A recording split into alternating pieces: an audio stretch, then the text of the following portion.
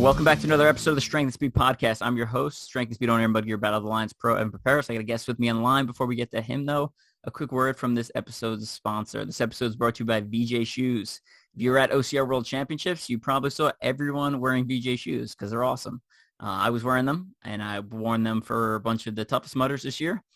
I like the Maxes and the Ultras, the two kind of I've flip-flopped between over the last couple months. The Extremes are good too. They're just you need to have a little bit narrower feet if you're gonna rock those. But Ultras and the Maxes are my two favorites. I have not gotten a chance to try the newer versions of either, but they got new colors design. And then if you saw at OCR World Championships, they've also got mud gear socks that kind of match the same look as the shoes, which is really cool. All right, let's bring on our guest. Our guest is Kendall Ortez. Two-time Ninja Warrior, one time made it all the way to the national finals in Las Vegas. He's been on a handful of OCR podiums, probably around 15 or so, if not more. Now, I know he's a regular on the Conquer the Gauntlet podium, and was also part of the third place pro men's team at North American OCR Championships, and has been to OCRWC 4 times. So, Kendall, welcome. Thank you. Glad to be here. Yeah, so we talked about bringing you on the podcast, I think it was like over a year ago, and I get sidetracked and distracted, so it never kind of panned out because you work with a group called Overcoming Obstacles Ministries, which we're going to talk about in the second half of the episode. But the first half of the episode, and I also want to talk about some of your Ninja Warrior stuff because that's super interesting, and I think you've also been a course tester. Is that correct? Oh yeah, that's a lot of fun too.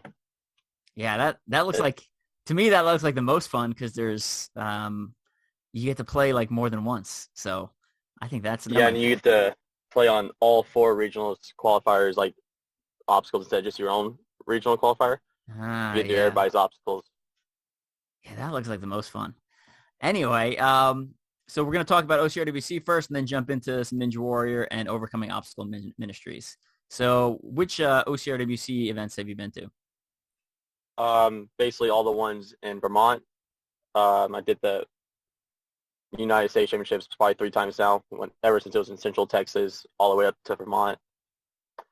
Didn't quite get to make it out to London like I wanted to. Oh, Europe, whichever one it was. But yeah. Mostly everything in Vermont. Yeah. And then this year at OCRWC, which was again in Stratton, Vermont at the end of September, which events did you end up participating in? I did the 15K, the 3K, and the 100 meter. All right, so let's start the 100 meters, and we'll go from there. Did you get to do the 100 meters in 2021, was it? I did not get to, but I saw plenty of video of it. Yeah. So if you missed the 100 meters in 2021, it was a lot easier, and it ended up, because the rigs were so short, it ended up turning into like a sprinting and jumping contest with the taller athletes like jumping and just slamming the bell. So that was less cool. So tell me your thoughts on the 100 meter this year.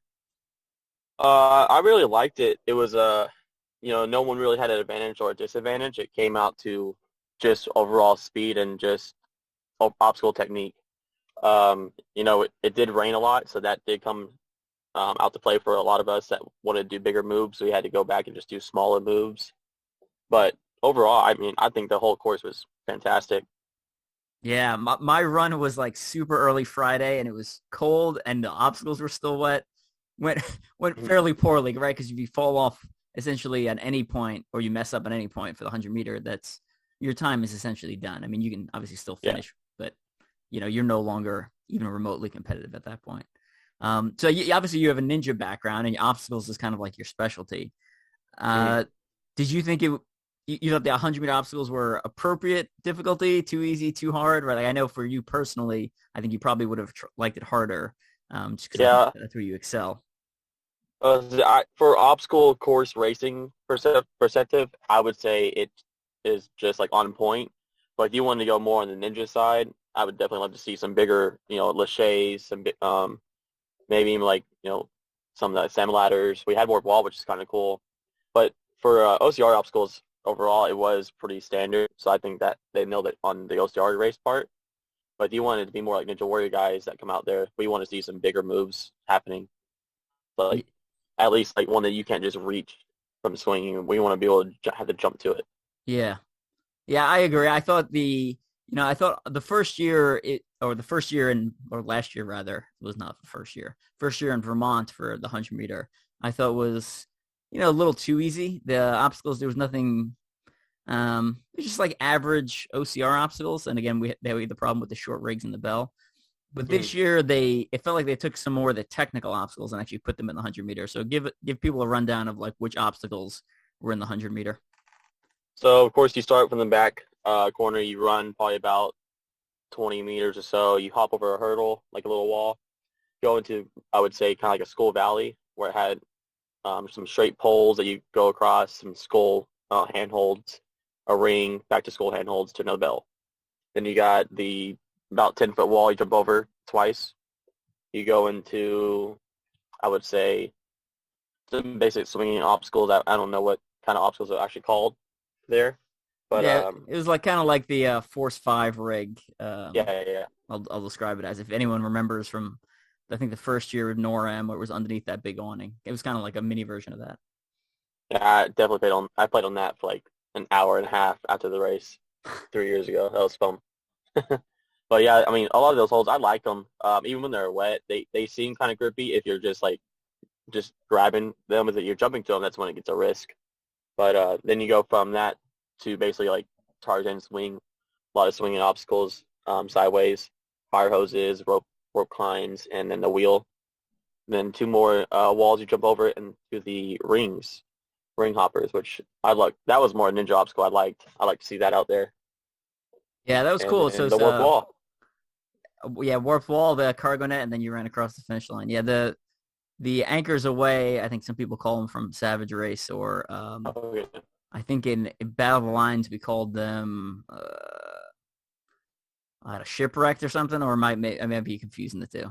But essentially it's rings and the kind of those anchor looking things, and you kind of hook. I thought that was a nice addition. And that to me, I agree with you on the, nailing kind of the OCR part. I think for the 100 meters, you want OCR obstacles. To me, it shouldn't turn into like all crazy ninja obstacles. Yeah. But it should be the harder OCR obstacles, but condensed into a short period that requires efficiency and speed. I thought they kind of nailed it. I thought they nailed it this year. Absolutely.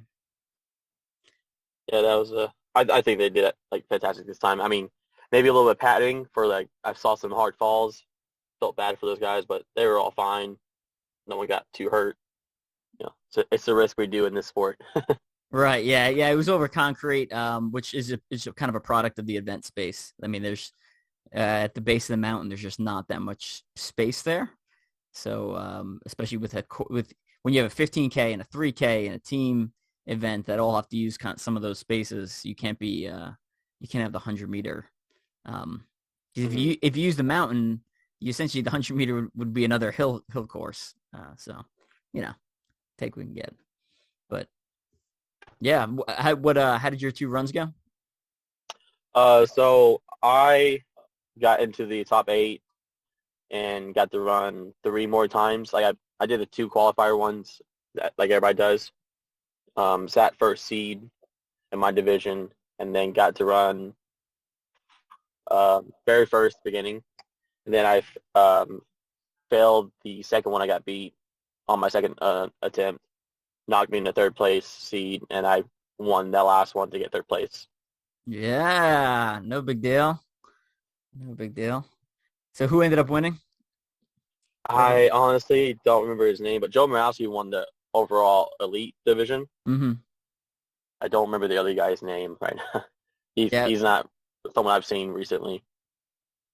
But they all ninjas. Yeah, it was cool to see some of the ninja crowd come out, and I was talking to Benny Gifford beforehand, and I was like, our sports, we're kind of entering at this point, I would say, our 2nd decade of our sport, and for the first decade, I think athletes can do a little bit of everything, right? Like you go from 100 meter all the way up to ultra and be fine. I think you're going to finally start seeing a little more of the specialization where, you can't the competition level starts expanding and it gets too hard for people to be able to do good at every single distance. Yeah. So, and that's one of the things, it's one of the things I like about OCRWC.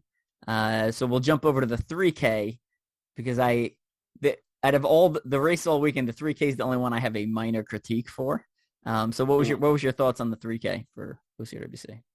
So when I think of the 3K, I'm thinking like overall they want just straight speed. And going into it, I didn't know what to expect. I actually didn't even see the course map until it was time to run. Honestly, I was really bad about that. But we went up a mountain probably like 2 minutes into the race, and it felt like straight up for like another 5 minutes or so. And I think if they really want a speed race, they want to not just go up straight up a mountain the whole time. But I mean, you gotta do what you got. The obstacles themselves, so I liked all the obstacles that were in there. They're, a lot of them were get on, get off real quick. A lot of not many how do I put it? Like harder obstacles in that one. A lot of easier ones for me, I guess. But I mean, overall, I did like the race of the 3K much better than having to run the 15K. Yeah, felt fresh still. And I did. After my first year doing it, I did not know the answer you were going to give, but you hit basically the exact same thing I was going to say. So did you do the course in 2019? I did. This is actually the first time I've done the 3K. I've okay, always yeah, you just just done the 15K.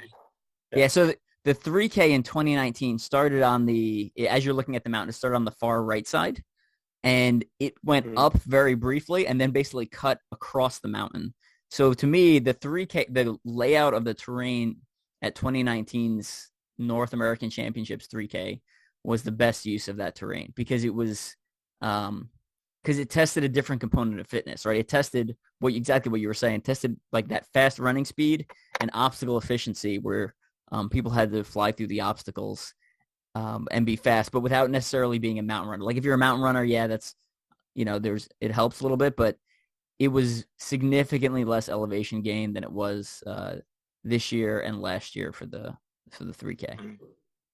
So, but yeah, I thought the technical obstacles were good.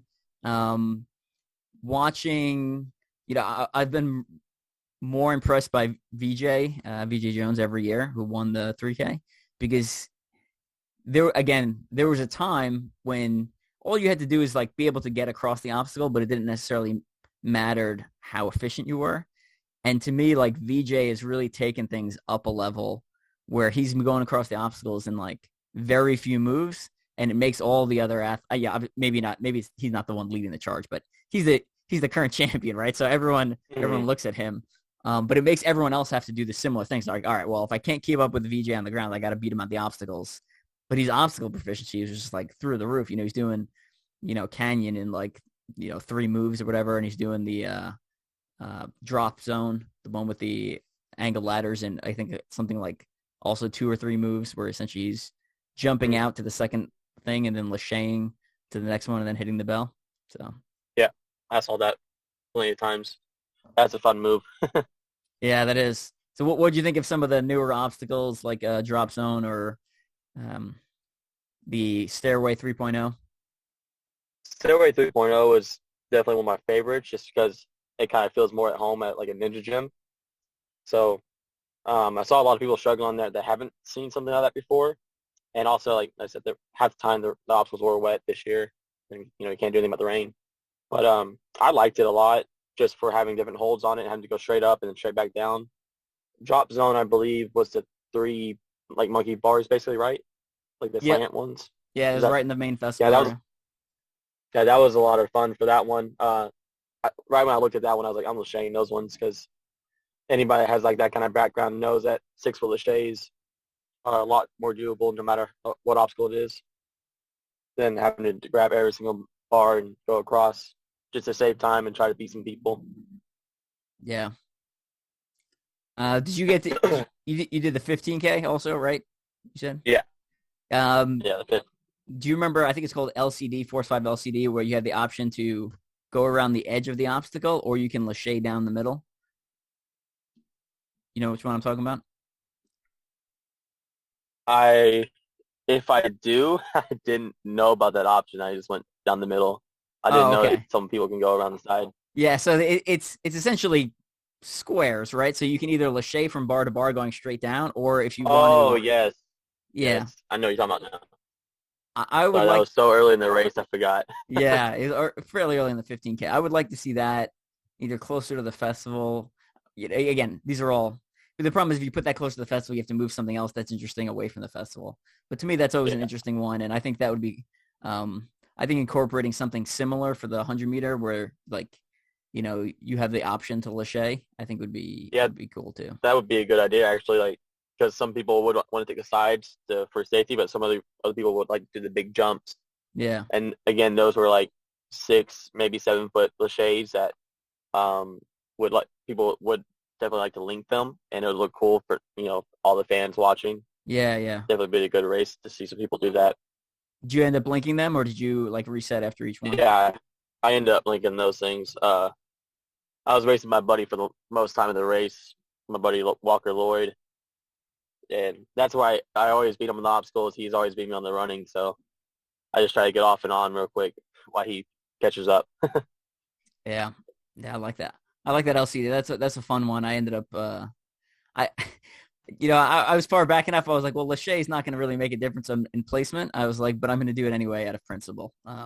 So Mm. I had fun flying through that one. Any other thoughts on the 3K before we jump into the 15K? Um, I mean, I basically said what all. I mean, I would like to see it on flatter ground. Being a Texan, we don't have much of the hills over here, so I know it's not a excuse or anything. You can do whatever you want. I can do Stairmaster, but yeah, I think just for a 3K, I want to see more speed. I want to see people going as fast as they can the whole time. So just think flatter ground would be better for that race, in my opinion. Mm-hmm. Obstacles, like I said, were really good for what they were. Yeah. But yeah, that's about it in the 3K. Yeah, I thought the obstacles were really good, and I think if anyone went and lost their band and is like, "Oh man, I lost their band," I'll say this: the sport has evolved so much since it started that you would not like this course would have obliterated people, in 2014, 15, 16. Mm-hmm. I think 2017 is probably the first time you'd probably have a closer to a similar finishing percentage. But those first couple of years, this course, I mean, when they introduced Stairway to Heaven, people were like, "Oh no!" like panicking. And then this is, to me, this was a harder version of Stairway, the 3.0 version. And Yeah, because it's different holds. It's not just flat the whole time. yeah, Definitely harder for a lot of new people that haven't done that obstacle in general. right. And you're going up, and then you're going down. Like going up is one thing, right? Because you need some upper body strength. But sometimes going down is harder because you have the momentum of your body in addition to gravity pulling you down there. Mm-hmm. Yeah, it's a lot easier to twist your hand off and like just straight up slip Yeah. without even meaning to. All right, so let's jump over to the 15K. What are some of your thoughts on there? Well, 15K is always a wild ride for me. Like I said, I'm not a mountain runner, so going up and down that mountain 3 times in the race definitely destroys me. I would say it is my first time ever not getting a cramp in this race, which I was really happy about. But I did enjoy the 15K for what it was. Now, it was scary sometimes going down that hill with all the mud. I would probably do like 5-foot slides because you couldn't stop basically. And that was the only scary part of the race. I did like see some of the regular obstacles like don't remember some of the names. I know Ninja side names for obstacles, like when they go in the OCR and they switch the names. But the moving pegs, I always love to see that in there. The hooks, I like seeing there all the time. That's always a fun obstacle. Again, you had the Stairway 3.0 still. That was fun. A lot of the skull valleys in there, low hanging rigs and stuff. Mm-hmm. But yeah, I think overall, I love the obstacles in this race. Yeah, I think hands down has the best obstacles out of any OCR period, in my opinion. And I think OCRWC does a real good job of putting a lot of technical obstacles in, but not ones that are super long, right? So if you fall off or if you're tired, you can take a couple of minutes and kind of rest and recuperate and then go and then try it again and have a decent success rate versus just, something that's super long or super technical and it kind of destroys you. So I was kind of, as we were talking, I looked up the completion percentages for people. And this is from Josh Chase's post in the OCR World Championships athletes group. So if you're not in that group, make sure you get in there. But so for the 3K, pro men completion percentage 94 and pro female 88%. So that seems about right. And then for the 15K, 86 and 86% for male and female for the pro. When you get to age group, you have males at 71% completion, females 35%. And this is all the age groups, so everything from 60 plus down and, the teenagers to 30s. And then for the 15K, it's 54% for the males and 21% for the females. And then for the journeyman, 3K, 15% completion, females, 11%, journeyman for the 15K, 26%, and 7%. So to me, sometimes we're like, oh, the course should be harder and should be more technical. But, if you look at the age group for males and, about 45% of the males are losing their band, then I don't know. Obviously my pool of friends here is skewed. So to me, that seems like an appropriate completion percentage. Any thoughts on that? I mean, yeah, I would agree with that. Definitely going to have, you don't want the race too easy where everybody can do it, but you don't want it hard enough where everybody's, failing and no one's passing. So, the ratio of what you just said, that's pretty good percentages to have. Mm-hmm. It makes it sound like it wasn't hard, it wasn't hard enough for some, but, definitely was hard enough for a lot. So, yeah, just going out the numbers, that's a good ratio. Yeah, yeah. The female age group 21%. That's a pretty brutal finishing percentage on the 15K. Mm-hmm. And I'd say the other thing is sometimes people do the 3K. They'll spend all day at an obstacle at the 3K, blow out their arms, and then come back the next day, and then maybe they would have gotten it if they hadn't done the 3K the day before. So, or just the easy ripping the hands. Once you start ripping. Yep, it's not easy. That's true. Yeah, then it hurts to hold everything. Yeah. Have you obviously ninja a lot of experience there. What techniques have you found for taking care of the hands, either beforehand or during, or any kind of emergency procedure to help your hands heal when you have reps? Before and after I do any race or competition, I actually have one of these kind of like a scraper, like how people file down their feet and stuff, like pedicures and all that. We have ones for our hands also that a lot of rock climbers use. Just kind of breaks down the edges of the calluses, so it's not as easy to tear. But if I tear in a competition, there's not much you can do in the competition itself. But if you in a race, you could tape up your hands just to at least get some comfort over that if you want to keep going on. After, if you tear, there's a lot of different supplements you could use to put on your hands to help kind of just nourish them and help them grow back quicker. I kind of just let it heal by itself, honestly. Yeah, I'm the same boat. I think my body tends to be smarter than me. So I actually don't, actually filing down, that's the first time I've heard someone say filing down the edges. So it's, because people talk about filing it down, but I like how you said filing down the edges, because that logically that makes sense to me, because then you're not getting it catching versus just willy-nilly filing down the whole thing. So I think that might be onto something there. Again, taking lessons from other sports like rock climbing is kind of why I started this podcast, right? So good input there. Yeah, and then if I rip and I have multiple events back to back or whatever, I tape it, essentially a Y, so it runs vertically down my palm as opposed to across. Because when I put it across, the first time I grab something, it peels off. But when I keep it vertically and have it essentially go down straight, and then it splits around my finger, and then I tape it down the back side of my hand, it seems to stay a little bit better for me. Whew. All right. Then also in the 15K, there was the 2014 Platinum rig. So supposedly the same rig that was in the 2014 OCR World Championships. And when it was put in the 2014 OCR World Championships, it was the first time most of us had seen a Platinum rig, unless you were from Canada. And it obliterated the field. And it basically, the female finishing percentage, I'm not sure what it was off the top of my head, but I remember 9 pro females passed in 2014. And Wow.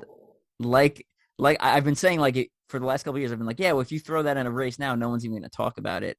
And at least from the groups I was hanging out with all weekend, no one mentioned the 2014 Platinum rig. It was just like, oh yeah, there was a rig on the mountain. No big deal. Any thoughts on the 2014 rig, the orange and black one that was up on the mountain? I'm trying to think. Was it basically had like 3 different sections all in one? Is that the one? See, you don't even know what. That's my point exactly. You don't even remember it. It was just a blur. So that was the one where it was like, there was some low rings and there was some nunchucks mixed in there, and then the third section was like those fat monkey bars. Gotcha. Yeah. Square monkey bars. Yeah. That honestly was one obstacle I almost slipped on because I am terrible at metal nunchucks. Sweatiest hands in the sport, I would say all the time. But I did get through it, but it was the one that surprised me with like just how slippery it could be, especially, it has been raining all day and night too, but I did enjoy it. I mean, I always love to see obstacles that are challenging. Mm-hmm. So when I saw myself slipping, I you get scared for it, so then you enjoy it. Like, oh wow, I thought the hardest obstacle for the 15K was the low rig. Because I think low rigs are always awkward. What was your opinion on that one? Yeah, I'm not a huge fan of low rigs, but this year I basically didn't even use my feet. Honestly, half the time I just curled up in a little ball and just swung the whole time. Yeah. Because especially if you're tired. Sometimes it's easier because it's faster, right? You're not like trying to mess around with your legs. You're just using upper body. Yeah, and then if your foot slips, hits the ground, then you got to start all over again. So if I have the strength, I will use just my upper body before I use my legs, just because I don't trust my shoe from slipping off or something. I actually had my timing chip around my ankle on that one, and on one of the moves, it tore off. And luckily the volunteer saw it. He's like, "Hey, Evan, your timing chip fell off." And I was like, "Oh." So I finished the obstacle and then went back and grabbed it and continued on there. So, yeah, good stuff. Yeah, I did see a lot of people there in line, though, redoing that obstacle. Low rigs are always hard for people, especially when you had to engage your core, halfway through a 15K. Sometimes it's not easy. Yeah, it's hard to do it smoothly. I always feel like my low rig movements are kind of choppy. And then on top of that, like, I have maybe you've been to one. I've never been to a ninja gym that has a low rig. Have you ever seen one?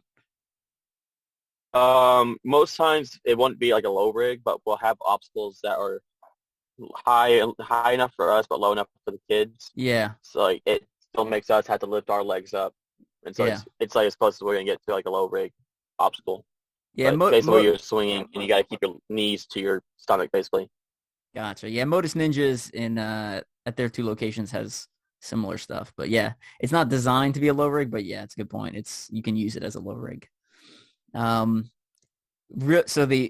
my funny story from the 15K on Skitch. So I'm going across it, right? That's the one with the 2 hooks, and you make the transition, and then I go to hit the bell, right? When I make the transition, I usually switch to 1 hook. So basically, I only transfer 1 hook, and then I grab and just kind of slide. So I go to hit the bell, and I completely miss with my hands, and I land, and I'm like, damn it.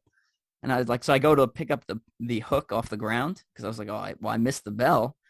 And then I look up and the hook is on the bell.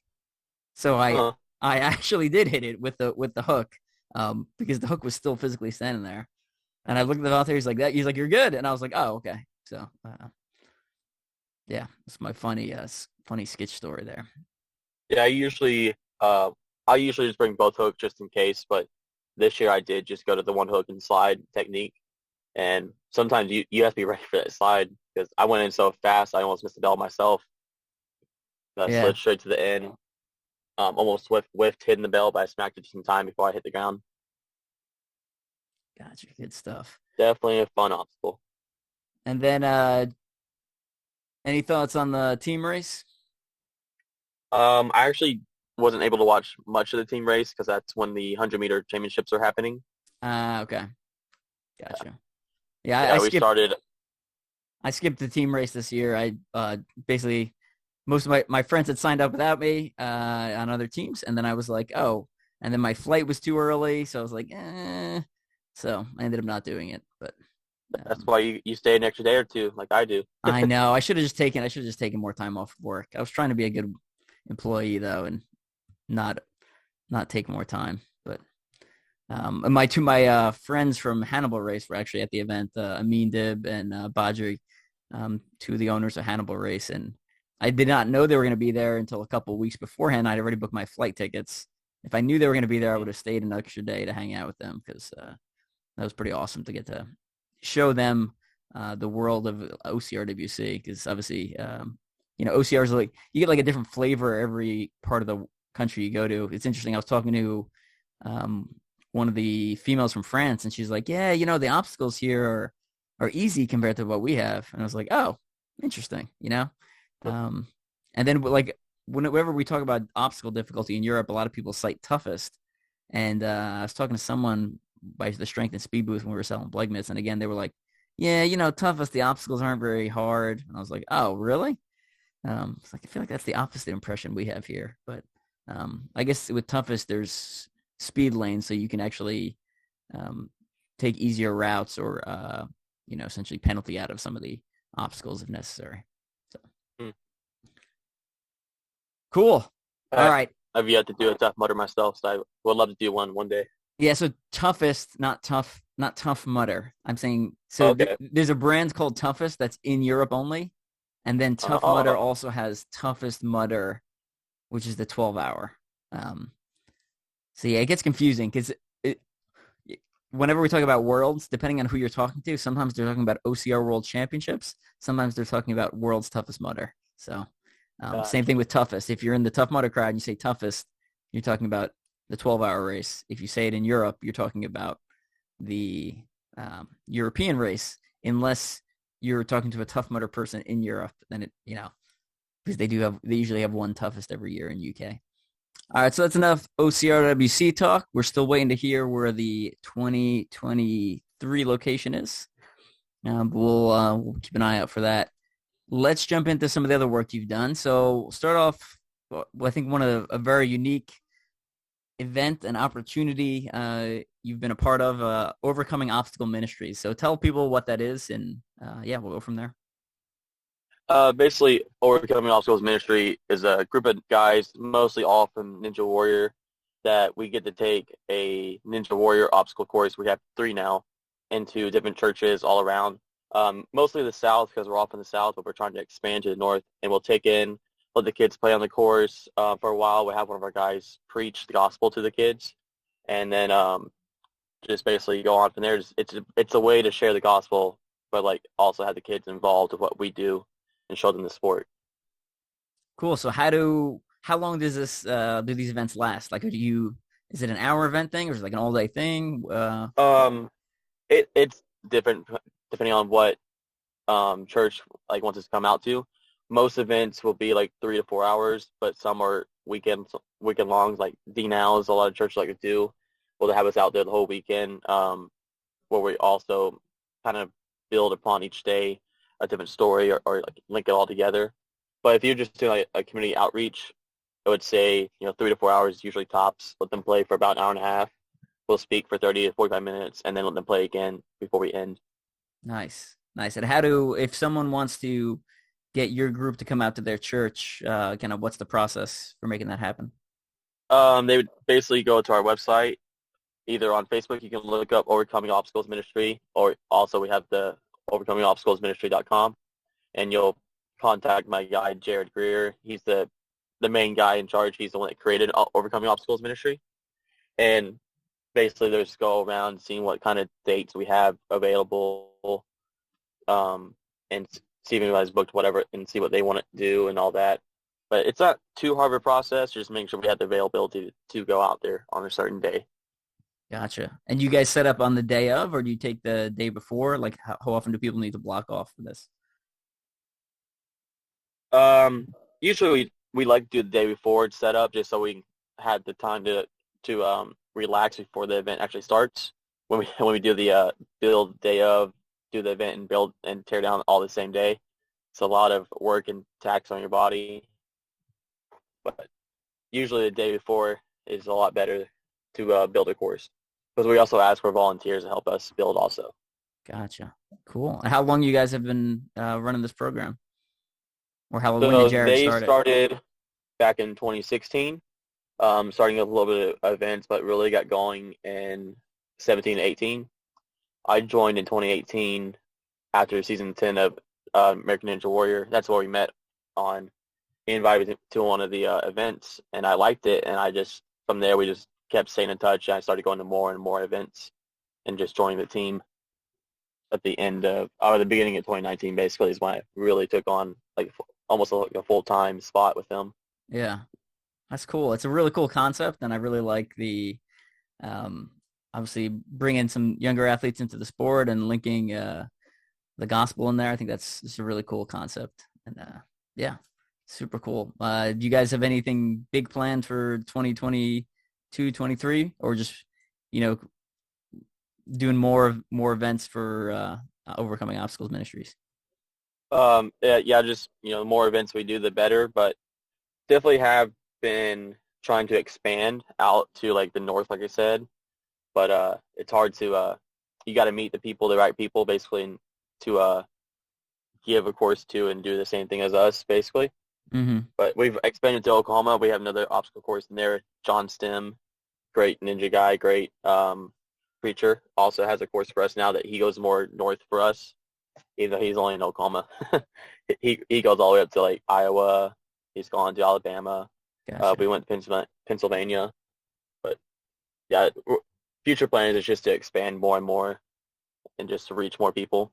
Gotcha. Is it do you guys do a specific denomination, or is it kind of non-denominational, or what's the? Basically, I would say we lean more towards Baptist, but at the same time, it's non-denominational as long as we don't it's hard to say, I guess, but we do go to other churches. We don't say no to a church because they don't believe in this the exact same as us. We will go to them. Gotcha. Yeah, that makes sense. So why is it, do you think, so I feel like, there's obviously there's Christians, and then some of them are vocal in the OCR community, but the ninja community feels like they're more vocal. Why do you think that is, as someone who kind of straddles both worlds? So you said ninja is more vocal than OCR? Yeah, when it comes to their religious beliefs. Yeah. Just from my what I've seen around, I think this is out trying to say it without stepping on anybody's toes, just ninja side, I think they're just more open, with sharing their beliefs and stuff.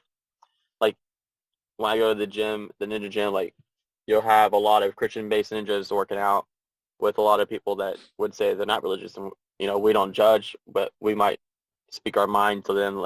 You have the talks why do you believe in this? Why do you believe in that? And no one argues about it. They just like to share their views. But when I go to the OCR side, it just seems more shut off. You don't want to share your religion around too much because there's so many varieties. Just the way I've kind of seen it. It's a lot more argumented if you on the OCR base. Oh, interesting. Yeah, I was just curious because when I went to the 2 seasons I've done Ninja Warrior, there was Michelle Warranty's look, make sure you go to the prayer group, and she threw me in the Facebook group, and the first year I did, I went to most of their meetings. Second year my family was in town, so I ended up not going. hanging out with them. But yeah, I was just kind of curious. I think from my perspective, I think it's just for Ninja, I think it always ends in failure, right? Like, Mm-hmm. Yeah. like you'll eventually, whether you're, unless you're the guy winning Ninja Warrior, like 99.99% of the people failed at some point, right? Oh yeah. And I think that, and kind of that blow to your, how you see yourself, I think makes people be a little more open, because they're vulnerable. It's my take on it. So I think they maybe lean on it more versus if it's a race and it doesn't go well, you're like, it's one race. I'll get it next weekend versus, especially in ANW, it's like, well, all right, you got all year. I might get it next year if they let me come back, which is always a crapshoot. So yeah, I have never actually gotten a call from the show. I've only walked on twice. Oh, really? Yeah, I'm waiting for that call still. That's crazy. So let's jump in, talk a little bit about your Ninja experience, right? So you did the walk on, and tell us how the 2 years that you competed went. So season 10, it was in Dallas, and home turf. I loved it. I got on because I walk on line. Basically, before season 10, you had to actually stay in the line, like you couldn't leave. When season 10 came around, we said, hey, we all have jobs. Like you can't just sit there in line for 30 days. So what we created instead was we would come back every day and just check in and then leave. And so that way you would check in and your spot would still be there. Mm. So for 33 days, I drove an hour and a half back just to check in, and say I'm here instead of staying in line for 30 days, which I think we helped change that because it was a lot harder for a lot of people that, had full-time jobs that couldn't just take off to do that. And then season 10, was my first year ever. A lot of fun, but definitely let the nerves get to me. I got onto the second obstacle, which I think was pipe grasper, and basically you had to lock in a pipe, lachey to another one, and then from there lachey to a cargo net. I basically got to the second pipe and would not let go out of straight fear. I swung for about 45 seconds until I finally slipped off backwards and landed on my feet in the water, which was amazing. That's crazy. That story's crazy because you're such a competent and technical obstacle athlete too. Like to me, that's just like, I'm just blown away hearing that. All right, keep going. Sorry. Yeah. With the it's always all talk until you get on the stage and you see the camera on your face. You see all the people watching you. Because I would say they have about 500 to 1,000 people live watching every area, and so I was definitely not the spotlight guy back then, and that really changed me. That's when I actually joined the ministry team, and performing in front of all these big groups helped me for the next season 11. Gotcha. So season 11, they changed it entirely. There was no walk-on line. There was now a lottery system. You would come in the day before, write your name on a ticket, and put it in a fishbowl, and they would pick out 20 names. Gotcha. And it did not guarantee that you would run. It's basically the same thing as walk-on line. They started with 5 people from the walk-on line. Then they would run probably about 60 of the competitors. They would pick 5 more people from the walk-on line and then run the rest of the competitors. If they have time, they'll just keep sending walk-on people at the end. So you're not guaranteed unless you're in the top 10 to actually run the course. But I got drawn third, so I was guaranteed to run. So I was pretty excited about that. And that year was in Oklahoma City for me, so I had to drive about 3.5 hours or so just for a chance. Yeah. But yeah. And then you made it all the way to Vegas for that one. So. Yeah, so season 11, I hit the buzzer on the qualifier. I went third to last the next night, so I knew if I just went fast and got to a certain obstacle, I could move on. That was my strategy. So I got far enough, fast enough, and then died. So I just let go of the obstacle because I couldn't physically couldn't move my arms by like how much I wasn't breathing. And then stage 1, I fell on the double dipper, which was kind of like a 75-25% ratio, like, or 60, probably 60-40. A lot of big names fell there. It's like I was just watching all night. It's such a fast obstacle going from one slide to another slide that people would just miss it. And that's why I just whiffed it and missed it too, letting in about 20-foot water. Yeah. Good stuff. I mean, still very, very, very impressive accomplishment, no doubt. And then how did you end up getting picked for obstacle tester?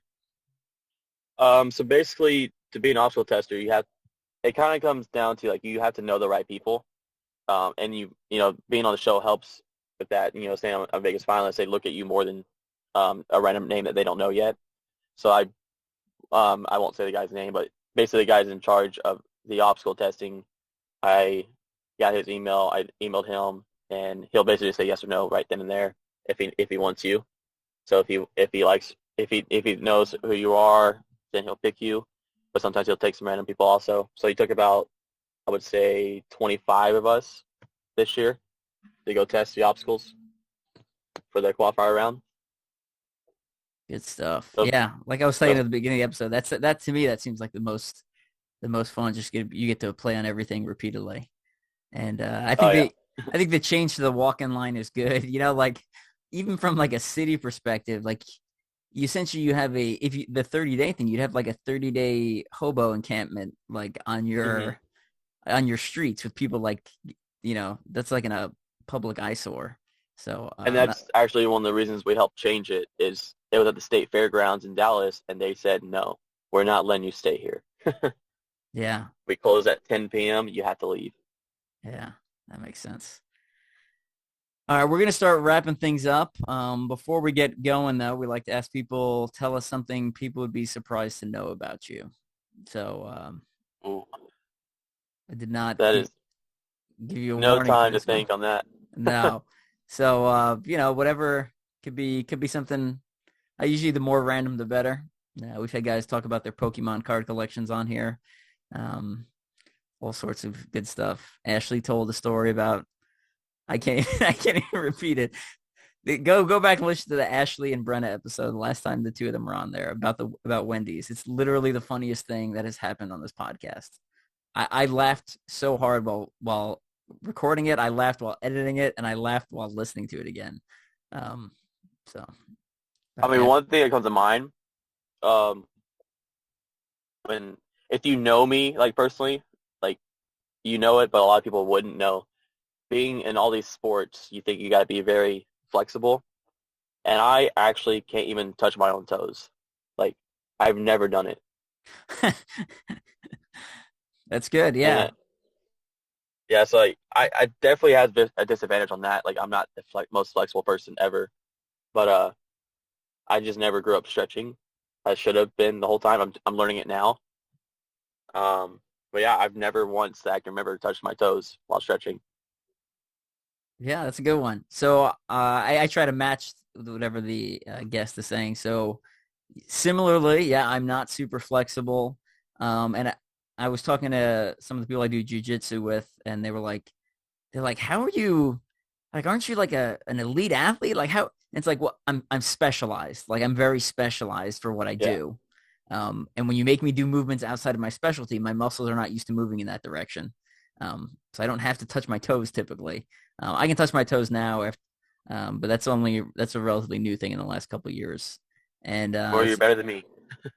Yeah. But you needed to do for the martial arts, you need to do kicks, stuff like that. So my flexibility has gotten slightly better, and my balance in multiple planes of movement as opposed to just like linear has gotten better. But so last week we're warming up for jiu-jitsu and basically doing forward rolls. And I rolled forward and I pulled or tore an intercostal muscle. I'm not sure what happened, but between my ribs there. And I was literally on the ground, like groaning for 2 minutes. And they were like, are you being serious? And I was like, I can't breathe, you know, because all my like chest muscles locked up. And then I ended up I couldn't sleep that night. I went to the hospital the next day. I was worried I had broken something because I had like this lump on my chest. And long story short, I didn't break anything. They said I bruised the intercostal and strained the intercostal, bruised a rib. They think it wasn't kind of a hard diagnosis, and it's supposed to be my peak week this week and next week for World's Toughest Mudder. So I took like 48 hours off, and then I was like, all right, I'm back to running, and went back to 8 and 10 mile runs. And, I ran 20 miles this morning. So, it's fine as long as me. I ran 6. if I stay upright, it's fine. Like the twisting and bending motions of jiu-jitsu I do not like that. So I've been trying to take it easy for those, but yeah, we'll see. We'll see. Say my one injury this year was I pulled my groin riding a bull for the first time. Oh yeah, I wanted to ask about that too. Tell me a little bit about bull riding. Yeah, so I was actually a little bit west of San Antonio in Texas. I was at one of our Overcoming Obstacles Ministry events, and they had a bull riding club there. And I've always said that if I get the chance, I'm going to do it. And so they offered it to us like, hey, we can get a bull here. And without hesitation, I was like, I'll do it. Probably one of the most stupidest things you can think of if you're not ready for something like that. I would always say, if you want to try it, but make sure you're ready. Not being flexible is the reason I got hurt. I had about 45 minutes of training about how to stay on a bull. They have like barrels that you train on, and they're basically, you ready? Like, all right, let's do it. I rode it. Lasted about 7 seconds the first time. Decided to go again for some reason, and before I hopped on the bull, I said, it's a 50-50 chance I get hurt. And I was correct. My second run, I pulled my groin, and I was done. And I said, it's a great experience, but I should have stopped at 1. Again, we like to pull lessons from other sports. Obviously, you only dipped your toe in the bull riding world. Any kind of lessons you can pull from that into ninja or OCR? Whether it be physical, like grip strength, or mental. I was like, from my 8th grade teacher, Miss Slovacek, I've always kept this in my head. Don't write checks your body can't cash. And I've stuck that in my head ever since she told me that. So I was really small growing up. But, it's like, you can be as confident as you want on anything, but make sure that you're actually able to do what you want to do. Especially on ninja, I've done some huge moves that have gotten me hurt. That you send it for the gram, as they say. You want to be cool on video, and then you regret it later. I've had shoulder tears, blown out knees from all these big moves I'm not stretching enough for or warming up for. Yeah. Definitely warm up before you do anything too big. I hear that. Yeah, in my latest book on endurance, the one where I pull a bunch of kind of quotes and lessons from people from podcasts, one of the things I talk about is like a lot of things that make you a great athlete are like a double-edged sword, right? Like the ability to like ignore pain and push through limits and like really send it when you need to is also the same reasons like people get hurt. Because you're like, oh no, I literally think I can do anything, and then you get hurt and you're like, oh right, I can't always do anything. Yeah. But now you're out for 3 months. Yep, yeah. But sometimes that ability to kind of like ignore the pain and push through things is what separates people from showing up to a race and winning or not showing up at all, right? So, All right. Any final shout outs you want to give? Friends, family, sponsors, anything we missed talking about, etc. I mean, just shout out to my team, Overcoming Obstacles Ministry. Got a lot of people on there.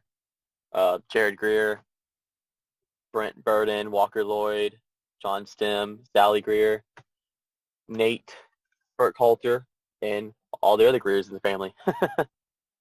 The whole team right there. Yeah, and we'll drop some links. We'll have you send over some links, and we'll drop some links in the show notes if anyone wants to learn more about you guys and kind of how they can get you out to one of their events. And man. Always looking for some new places to go to and share. Gotcha. Good stuff. For our listeners, head over to teamstrengthspeed.com.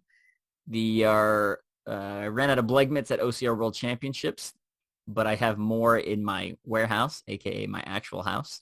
So we're sending them out. I know some people are getting them for World's Toughest Mudder or some of the other kind of cold weather races. I would say order them sooner rather than later, just because when it gets close to World's Toughest Mudder, usually my supply gets low, and sometimes I run out of specific styles or sizes.